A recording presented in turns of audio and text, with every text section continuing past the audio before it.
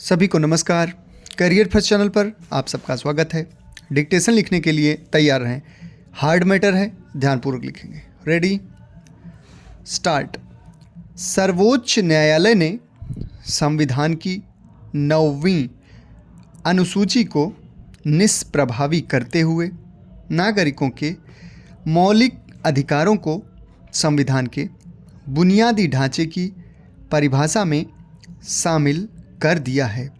अब सरकार एवं राजनैतिक दलों के लिए यह असंभव नहीं रह गया है कि वे किसी कानून को 9वीं अनुसूची में डालकर अपने राजनैतिक कृत्यों को न्यायिक समीक्षा से बचा लें, बल्कि सर्वोच्च न्यायालय ने 1973 के बाद इस अनुसूची में डाले गए सभी कानूनों को न्यायिक समीक्षा के दायरे में ला दिया है।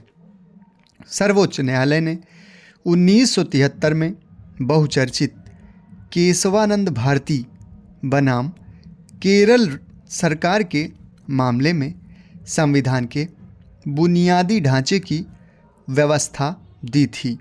तब 13 जजों की संविधान पीठ ने 7-6 के बहुमत से फैसला दिया कि विधायिका कोई ऐसा कानून या संविधान संशोधन पास नहीं कर सकती जो संविधान के बुनियादी ढांचे से छेड़छाड़ करता हो।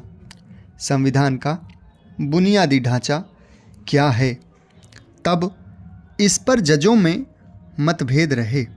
जजों ने कुल 4 खंडों में बुनियादी ढांचे की व्यवस्था दी, लेकिन बहुमत की राय यही रही कि संविधान की सर्वोच्चता, गणतंत्र और लोकतांत्रिक ढंग की सरकार, धर्मनिरपेक्षता, शक्तियों का अलगाव और संघीय व्यवस्था भारतीय संविधान का मूल ढांचा है। अब 9 जजों की संविधान पीठ का फैसला है कि मौलिक अधिकार भी संविधान के बुनियादी ढांचे में शामिल हैं।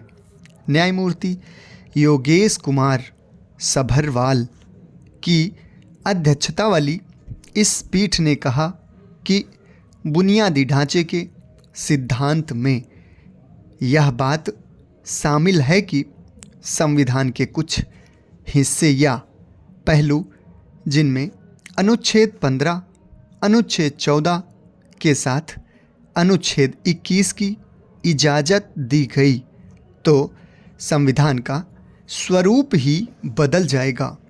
ये सभी अनुच्छेद पंडित जवाहरलाल नेहरू ने संविधान में पहला संशोधन कर अनुच्छेद 31B शामिल किया।